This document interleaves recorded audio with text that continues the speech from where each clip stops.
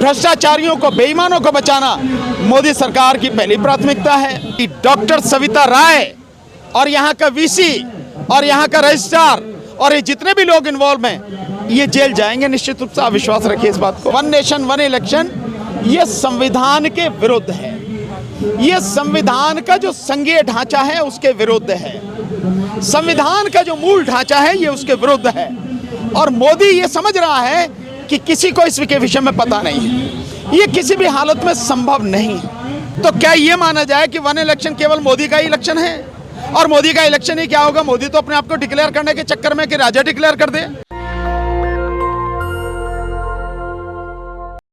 चल रहा है, आज क्या स्थिति नजर आ रही है? क्या कोई प्रभाव पड़ रहा है सरकार को दबाव पर? गजेंद्र, अगर आप आए होंगे पहले दिन और आज आप आए हैं, मैं समझता हूँ मेरे बताने से बेहतर आप इस बात को रिकॉर्ड कर रहे होंगे कि पहले दिन में और आज 9वें दिन में जमीन आसमान का। हाँ, भीड़ बढ़ी है पहले दिन। केवल भीड़ ही नहीं बढ़ी है, भीड़ के साथ साथ भिन्न भिन्न संगठन आने लगे हैं, देश के भिन्न भिन्न प्रदेशों से लोग आने लगे हैं। आज देखिए यहाँ पर जो लोग आए, हरियाणा से आए, यहाँ पे पंजाब से साथी आए, राजस्थान भरतपुर से चलकर आए, उत्तर प्रदेश से लोग आ रहे हैं। इसके साथ साथ संगठनों के साथ साथ अब पॉलिटिकल पार्टीज का भी आना शुरू हुआ है। तो ये धीरे धीरे संगठन मजबूत हो रहा है, ये आंदोलन मजबूत हो रहा है और जो आवाज़ हम लगातार लोगों तक पहुंचाने का प्रयास कर रहे हैं आपके माध्यम से, पहले तो मैं धन्यवाद देना चाहता हूं आप सोशल मीडिया के सभी साथियों को कि आप इस आंदोलन की आवाज़ को लगातार देश के भिन्न भिन्न कोने में, दुनिया भर में पहुंचाने में लगे हैं और उसका असर अब दिख रहा है।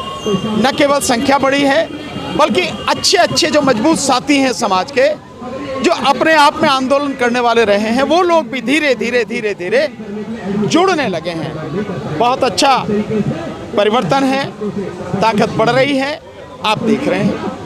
वकील साहब, आंदोलन का तो एक रास्ता है ही, आप कानून के जानकार हैं, एडवोकेट हैं, सीनियर, इसका कानूनी रास्ता क्या है? देखिए, कानूनी रास्ता कानून की तरह से चल रहा है। इस केस में एफआईआर हो गई SC एक्ट में और आईपीसी की धारा 465, 468, 471, 120 भी वो भी लगी हुई हैं।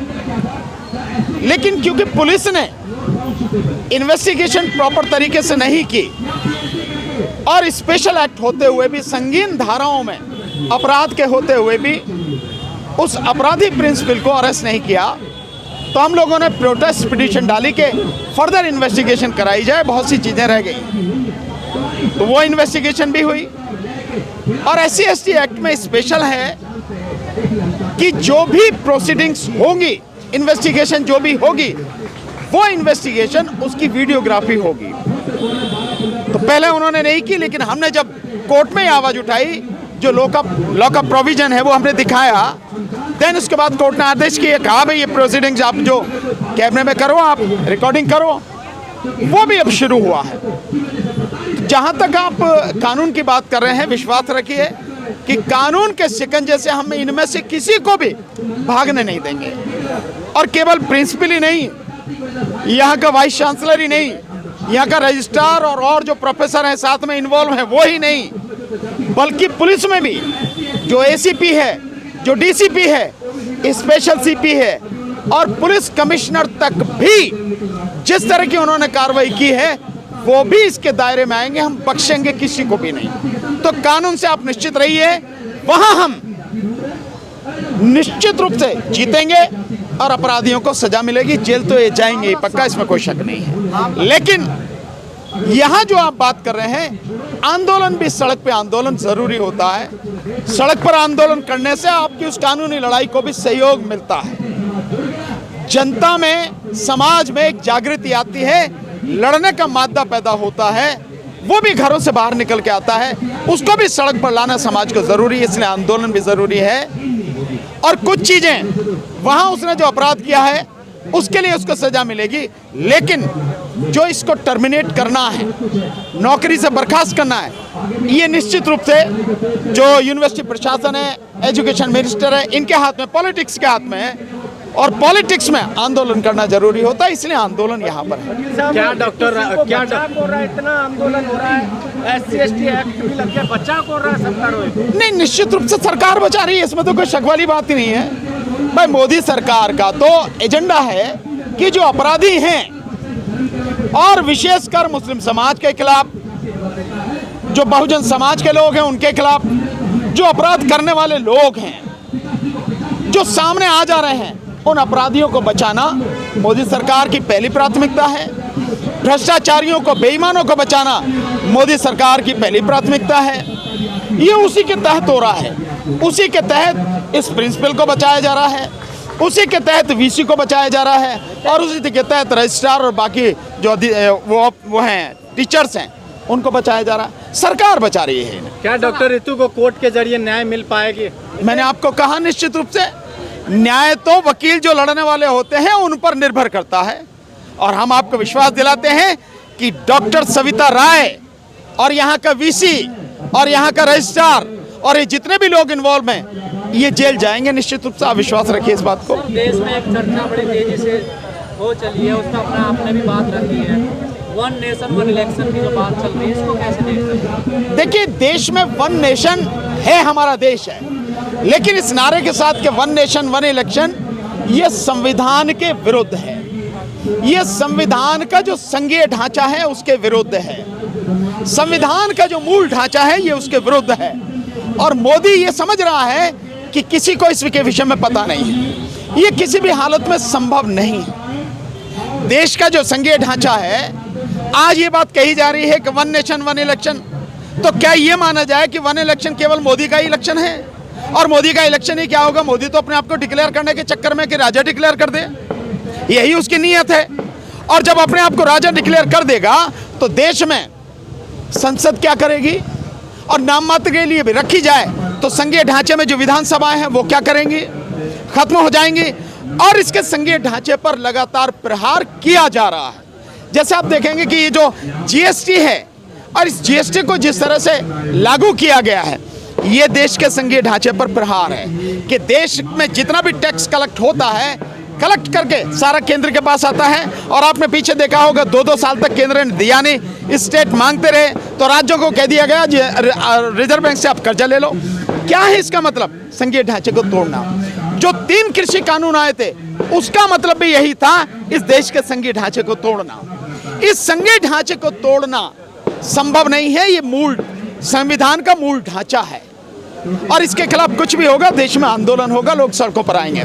वैसे भी मैं इसको इस तरह से समझाने की कोशिश करता हूं। अब हम दिल्ली में हैं, दिल्ली का चुनाव होना है जनवरी 2025 में, जनवरी 2025 में। आज आप 1 नेशन 1 इलेक्शन की बात कर रहे हो, तो सरकार की नीयत ऐसी नजर आ रही है, हमें पता नहीं क्या है, लेकिन इससे ऐसा नजर आ रहा है, और जिसके लिए स्पेशल सत्र भी बुलाया गया 18 से 22 सितंबर के लिए, कि ये जो 4 राज्यों में चुनाव होगा, राजस्थान, मध्य प्रदेश, छत्तीसगढ़ और तेलंगाना, इन्हीं के साथ पूरे देश की विधानसभाओं को भंग करके वहां पे इलेक्शन करा लिए जाए। क्या ये संभव है? क्या ये ठीक है? क्या ये कानूनी है? क्या ये संविधान सम्मत है? नहीं। जिन विधानसभाओं के चुनाव हुए, जैसे आप उत्तर प्रदेश ही ले लें, उसके चुनाव हुए कुछ 2.5 साल होने वाले हैं, 2-2.5 साल होने वाले हैं, नहीं 1.5 साल हो गए उसके, 22 में हुआ था, 1.5 साल हो गए। तो क्या उसको भंग करके आप 3.5 साल का जो उसका पीरियड उसे खत्म करेंगे? अभी रिसेंटली चुनाव हुआ है कर्नाटक में, तो कर्नाटक में जो चुनाव हुए हैं अभी तो 2 ही महीने हुए हैं, 2-3 महीने हुए हैं। इसको खत्म करके जो हिमाचल में चुनाव हुए हैं उसको खत्म करके, जो गुजरात में चुनाव हुए हैं इनको खत्म करके, जो इनका अभी लगभग 4.5 साल का पीरियड पड़ा है, आप उसे खत्म करना चाहेंगे? उससे पहले चुनाव कराएंगे? क्या ये ठीक है? नहीं ठीक है। ये संविधान के विरुद्ध है, क्योंकि संविधान कहता है एक बार विधानसभा के चुनाव होंगे तो दूसरे चुनाव 5 साल बाद होंगे। 5 साल तक वो जो चुने गए प्रतिनिधि हैं वो नेतृत्व करेंगे, प्रतिनिधित्व करेंगे अपने क्षेत्र का, और आप पहले कराएंगे तो ये संविधान के मूल ढांचे को नष्ट करेंगे आप। तो ये किसी हालत में संभव नहीं है। मोदी के दिमाग के ख्याली पुलाव है, और बहुत इससे सिंपल है कि मोदी तानाशाह है, ये सिद्ध हो चुका है। मोदी राजा बनना चाहता है, ये भी अब सब लोगों की समझ में आ रहा है। लेकिन सरकार की ये गुंडागर्दी किसी हालत में बर्दाश्त नहीं होगी, चलेगी नहीं, चलने नहीं दी जाएगी। नहीं, प्रेसिडेंट रूल अगर हो भी जाए, मान लिए वो भी एक तरह की तानाशाही है, आप उसे भी कह सकते हैं कि देश का जो ढांचा है उसको खत्म करना। अगर प्रेसिडेंट रूल करेंगे तो क्या आप अमेरिका की तरह संविधान लागू करेंगे? पर जब आप मनुस्मृति पर आधारित संविधान की बात कर रहे हैं तो अमेरिका का तो इतना बढ़िया संविधान, वहां तो मतलब स्वतंत्रता, समानता, उन सब चीजों की कितना महत्व है। क्या उस तरह से करेंगे? नहीं, क्योंकि 120 करोड़ लोगों को गुलाम बनाना है। तो ऐसी कोई भी व्यवस्था जो इस रास्ते में आड़े आएगी, जो समानता, स्वतंत्रता, बंधुता यानी भाईचारे का संदेश देती होगी, उससे पनपाने के लिए काम करेगी। मोदी किसी हालत में उसे बर्दाश्त नहीं करेगा। तो जिस राष्ट्रपति शासन की बात कर रहे हैं वो नहीं होगा। और राष्ट्रपति आज की तारीख में जो है उसने गुलाम बना के रखा हुआ है। भाई आप देखिए कि राष्ट्रपति से मिलने के लिए पीएम हाउस से परमिशन लेनी पड़ती है, वहां से जाता है, बिना उनके उसके कोई मिल नहीं सकता। और जब आपने संसद का उद्घाटन किया, नहीं का राष्ट्रपति को बुलाया नहीं, उपराष्ट्रपति को बुलाया नहीं, तो राष्ट्रपति होने का मतलब क्या है? और एक गुलाम राष्ट्रपति उसे बना दिया है। एक कमेटी बनाई है जो वन नेशन वन इलेक्शन की बात कर रही है, वो मोदी का गुलाम है। सो ये जो सारी चीजें हैं ये संविधान के विरुद्ध हैं, इन्हें देश बर्दाश्त नहीं करेगा। नेशनल दस्तक की आपसे गुजारिश है कि अगर इसको बचाना चाहते हैं तो नेशनल दस्तक को सब्सक्राइब करने के लिए रेड कलर के सब्सक्राइब बटन को दबाएं, फिर बेल आइकन की घंटी दबाएं। नेशनल दस्तक को बचाने के लिए बहुत जरूरी है कि हर खबर को शेयर करें, लाइक करें, कमेंट जरूर करें।